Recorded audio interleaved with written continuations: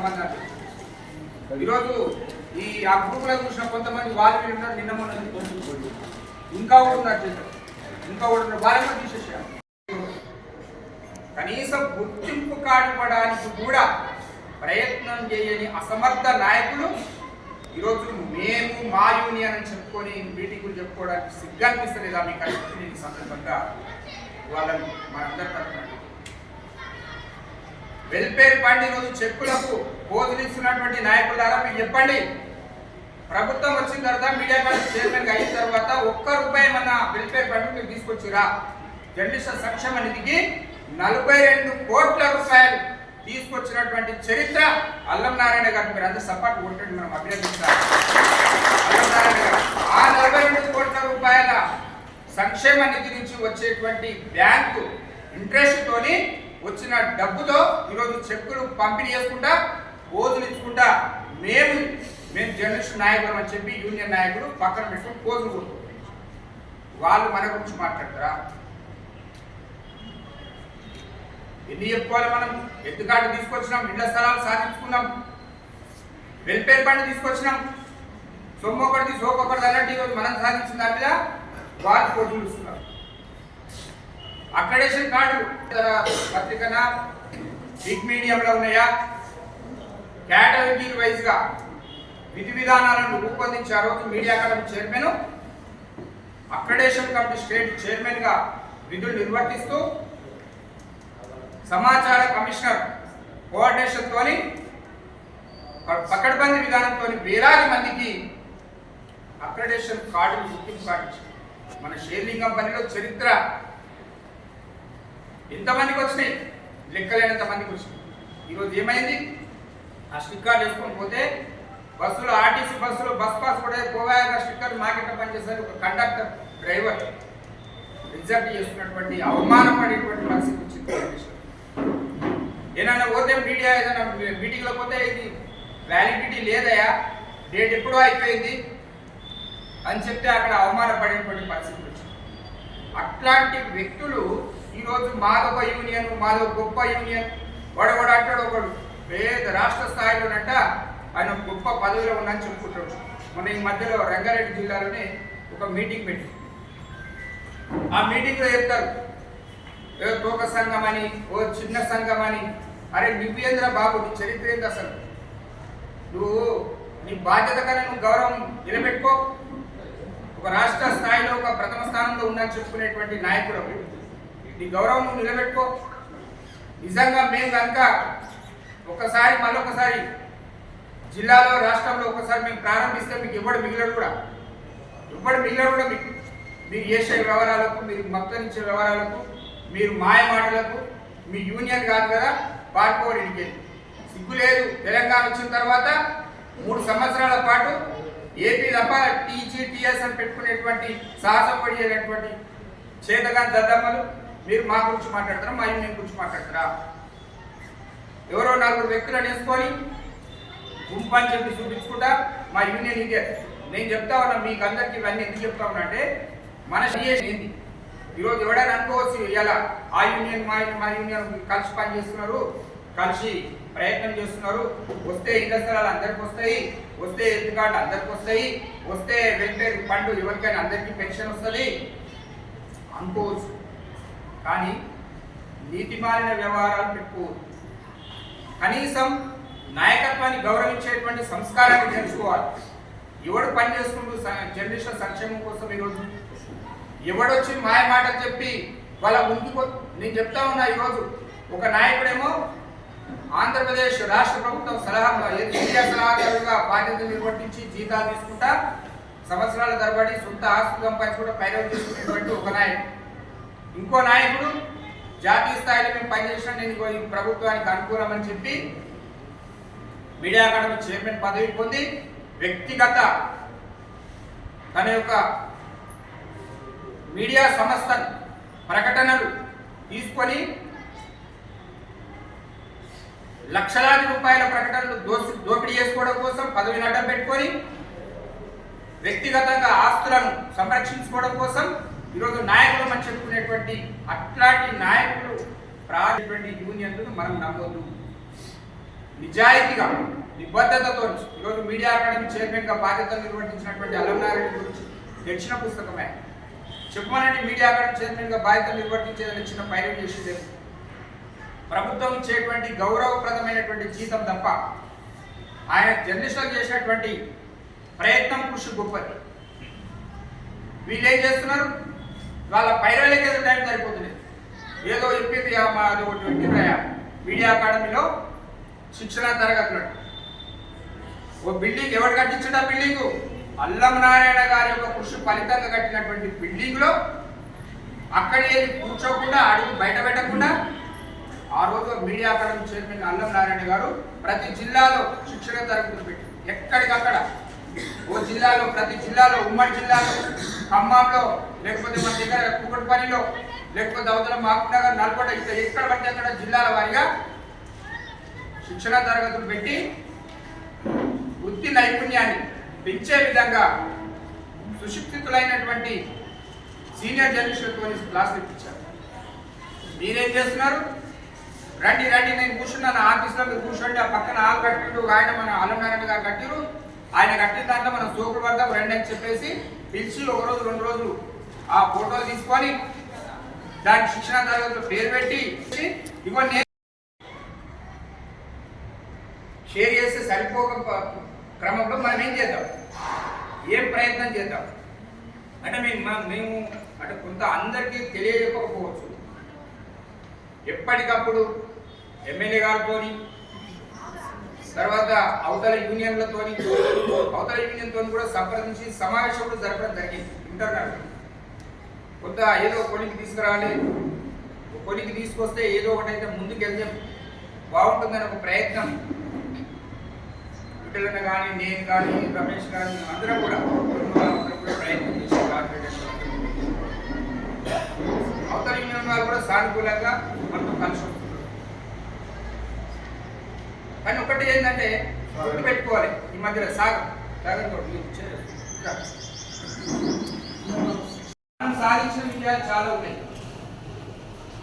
ఈరోజు జర్నలిస్టులకు గుర్తింపు కావాలన్నా, ఈరోజు మనలో ఎవరైనా ప్రమాదవశాత్తు ఏమన్నా మన కుటుంబానికి మనం దూరమైతే మన కుటుంబానికి ఒక భరోసా కల్పించేటువంటి వ్యవస్థ సంక్షేమానికి 42 కోట్ల రూపాయలు ఆ రోజే 100 కోట్లు ప్రకటన అసెంబ్లీలో చేయించి 42 కోట్ల నిధులు తీసుకొచ్చి వాటికి 42 కోట్లను 69 కోట్లకు ఇంట్రెస్ట్తో సహా చేసినటువంటి చరిత్ర మనది, మన నాయకుడు. కాబట్టి మనం కూడా ఒకటి నమ్మాలి, ఇక్కడ ఈ ఇండస్ట్రియల్ విషయంలో స్థలం తక్కువ, దీన్ని ఏం చేద్దాం? 25, 30, 40 సంవత్సరాల నుంచి పనిచేసేటువంటి సీనియర్ మాట్లాడు. కానీ దౌర్భాగ్యం ఈ ప్రాంతం అనేది హైటెక్ సిటీ ఉన్నటువంటి ప్రాంతం అని చెప్పి ఆ రోజు నుంచి కూడా మనల్ని కొంత వేరుగా చూస్తూ మనకు అవకాశాలు లేకుండా చేసిన ప్రభుత్వాలు పాలకులు. కానీ తెలంగాణ వచ్చిన తర్వాత మన ప్రయత్నంతో మనం సాధించుకున్నాం. ఎవడు అవునన్నా కాదన్నా ఎకరా స్థలాన్ని సాధించింది మనమే. లాబింగ్ చేసి దాన్ని తీసుకొచ్చి మొత్తం ప్రొసీడింగ్ తీసుకొచ్చి బయటికి వచ్చిందాకా కూడా తెలియకుండా చేసేది కూడా మనమే. దాంట్లో నిజంగా మనం చెప్తాం, మీడియా అకాడమీ చైర్మన్ ఉన్నారు కదా శ్రీనివాస్ రెడ్డి గారు, వారు వెల్ఫేర్ ఫండ్ రూపాయి తీసుకొచ్చి ఆయనకు ఆ కెపాసిటీ లేదనేది క్లారిటీ వచ్చింది. కనీసం ఇంకో 2-3 నెలలు ఉన్నది ఆయన కాలపరిమితి. ఈ కాలపరిమితిలో స్థలంలో దీనికి బడ్జెట్ కేటాయింపు చేస్తారా, ముఖ్యమంత్రి దగ్గర లాబింగ్ చేస్తారా, సమాచార శాఖ మంత్రి గారిని తీసుకొస్తారా, ఏం చేస్తారో చేయమని. అది కాదు, ఇది కాదు, అది కాదు, ఏది కాదు, కేవలం అయ్యేది మనతోనే.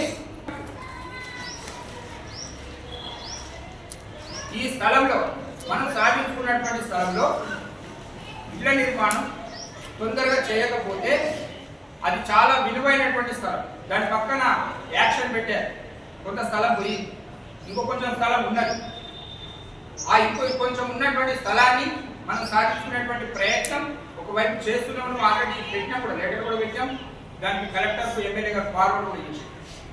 ఇది సరిపోదు మాకు.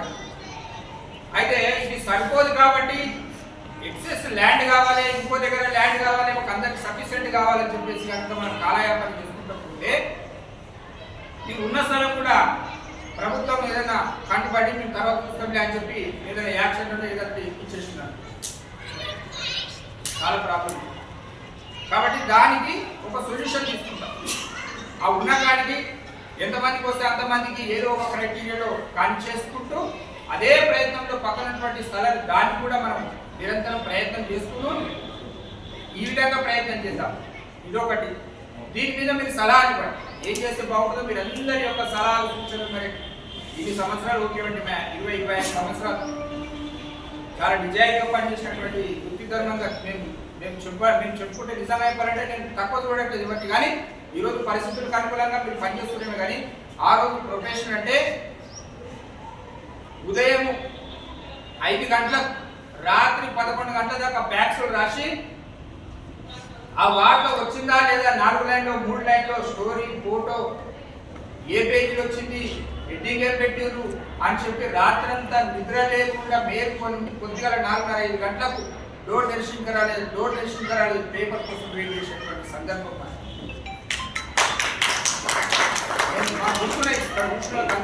మా రమేష్ కానీ మా పిల్లలకు రాజరెడ్డి అన్నది కూడా రాత్రి మా అశోక్ సీనియర్ మాట్లాడారు. ఆ రోజులో 4 లైన్ల వార్త కోసం కూడా అంత తప్పన కేవలం వార్తల మీద ఉన్నటువంటి కృషి. ఈరోజు సరే పరిస్థితులు వేరు, ఎక్కడైనా దాన్ని వ్యవస్థ అయిపోయింది, దాన్ని ఏం చేయలేదు.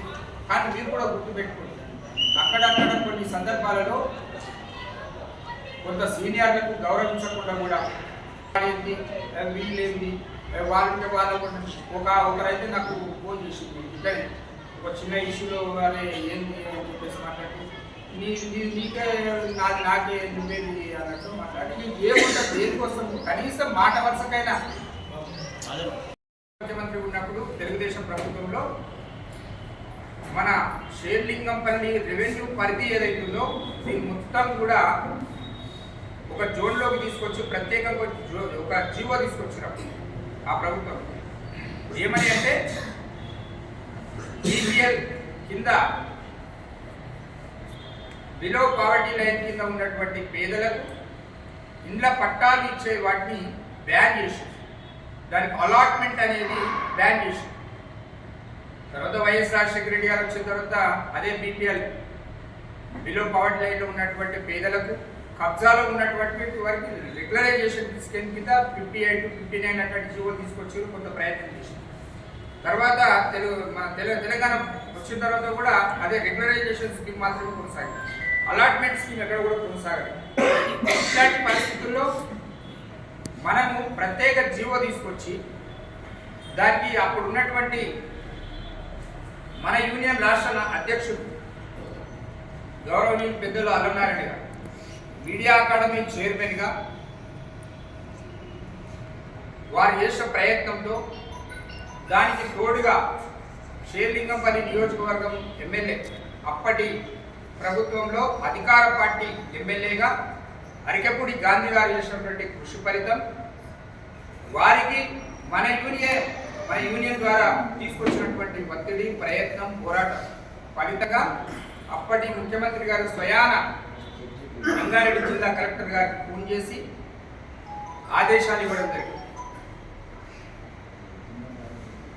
వెంటనే ప్రొసీడింగ్ ఇవ్వాలంటే అప్పుడు ఉన్నటువంటి కలెక్టర్ గారు మన ఎమ్మెల్యే గారి త్రూ GHMC స్టాండింగ్ కమిటీకి GHMC అధికారులకు ప్రొసీడింగ్ ఇవ్వడం జరిగింది. ఈ స్థలం ఇవ్వడంతో పాటు ఈ స్థలంలో షేర్లింగంపల్లిలో ఉన్నటువంటి అర్హులైనటువంటి జర్నలిస్టులకు ఇండ్లు కట్టించి ఇవ్వాలి అప్పుడు ఉన్నటువంటి డబల్ బెడ్రూమ్ స్కీమ్లో అని చెప్పేసి ప్రొసీడింగ్ ఇవ్వడం జరిగింది. దాని విషయంలో మనం తీసుకొచ్చాం. ఈరోజు ఆ ఎకరా పొలం మన ఆధీనంలో ఉంది. మన ఆధీనంలో అంటే GHMC అండర్లోనే ఆధీనంలో ఉన్నప్పటికీ అది జర్నలిస్టుల కోసం మాత్రమే కేటాయించినటువంటి స్థలం. ఇది సరిపోదు. వాస్తవానికి మనకు ఉన్నటువంటి సంఖ్య అధికంగా ఉంది. కేవలం మన యూనియన్ సభ్యులే దగ్గర 110-120 దాకా వచ్చింది ఈరోజు. ఇంత సంఖ్య అవతల యూనియన్లో ఉంటున్న ఆడుకున్న 30-40 మంది ఉండొచ్చు. వాళ్ళని కలుపుకుంటే దగ్గర ఒక 150 క్రాస్ అయింది. ఇంతమందికి 5 రూమ్స్ సరిపోదు. ఏం చేయాలి దీని విషయంలో, ఏం చేయాలనే విషయంలో మనం ప్రస్తావన చేద్దాం, తప్పలేదు. సూచనలు సలహాలు ఇవ్వండి. మీ ఇప్పుడు మనకు ఉన్నటువంటి ప్రెస్ క్లబ్ ఏ పార్టీ అధికారంలోకి వస్తే ఆ పార్టీ నాయకులు ముఖ్యమంత్రులు అవుతారు, మంత్రులు అవుతారు, మెజారిటీ ఎమ్మెల్యేలు ప్రజాప్రతినిధులు ఉంటారు. దాని జోలికి మనకు అవసరం లేదు, పోవాల్సిన అవసరం. కానీ కొట్లాడి తెచ్చుకున్నటువంటి తెలంగాణలో కనీసం ఈ ప్రాంత వాసులుగా, ఈ ప్రాంత జర్నలిస్టులుగా మనకు రావాల్సినటువంటి హక్కుల సాధన కోసం నిరంతరం యూనియన్గా మనం పోరాటం చేస్తాం. ఆ చేసిన ఫలితంగానే చెప్పుకోవడానికి చాలా ఉన్నాయి. ఈరోజు అవతల యూనియన్ వాళ్ళు ఏవో పిచ్చి పిచ్చి వాగుడు వాగుతారు. ఇక్కడ షేర్లింగంపల్లి, ఇక్కడ ప్రెస్ క్లబ్ మండల కమిటీల కాడికి మొదలుకుంటే వాళ్ళు రాష్ట్ర స్థాయి వరకు సమావేశాలు పెడతా ఉన్నారు. ఫోటోలో పోజులు ఇచ్చి చెక్కులు ఇస్తూ ఉన్నారు. ఫోటోలో పోజులు ఇచ్చి చెక్కులు ఇచ్చే అమౌంట్ ఎక్కడి వచ్చిందో చెప్పాలి.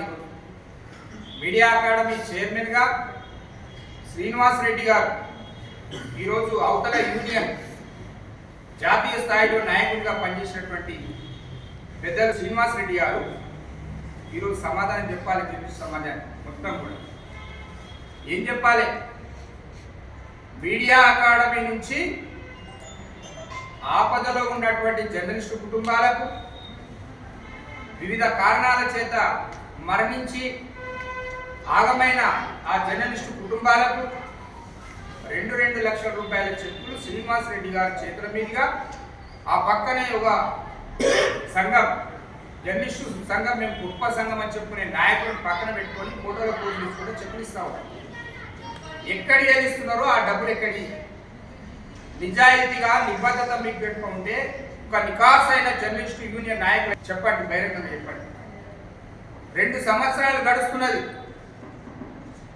ఇక మీడియా అకాడమీ చైర్మన్గా శ్రీనివాస్ రెడ్డి గారు వాళ్ళ కూడా దగ్గర పట్టి 2 నెలలు 3 నెలలు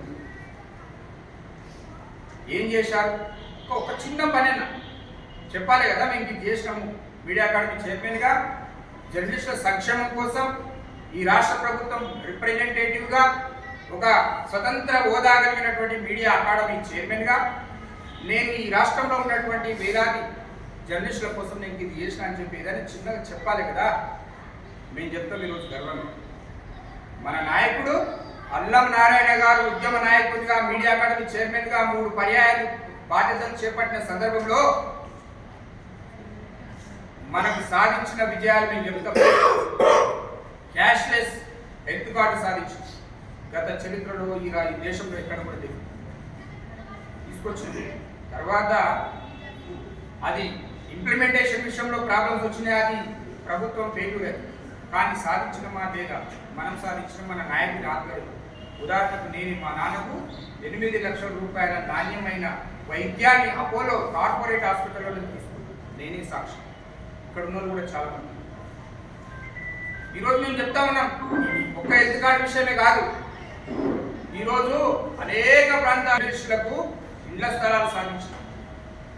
తాజా ఉదాహరణ మన ముందరనే ఉంది. ఎకరా స్థలం 100 కోట్ల విలువైన స్థలం కూడా మీడియా అకాడమీ చైర్మన్ అల్లం నారాయణ గారి యొక్క సారథ్యంలోనే మన యూనియన్ సాధించినటువంటి విజయం. ఈరోజు తెలంగాణ రాష్ట్రంలో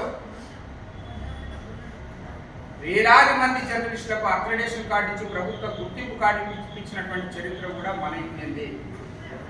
ఏం చేసిందయ్యా శ్రీనివాస్ రెడ్డి గారు, మిమ్మల్ని నేను అడుగుతా ఉన్నా. మీరు మీడియా అకాడమీ చైర్మన్గా బాధ్యత చేపట్టిన తర్వాత 1.5 ఇయర్ తర్వాత ఇప్పటికి కూడా అతి గతి లేదు. మీడియా అకాడమీకి మీడియా అక్రిడేషన్ కమిటీని లేవు, ఆ జీవో లేదు.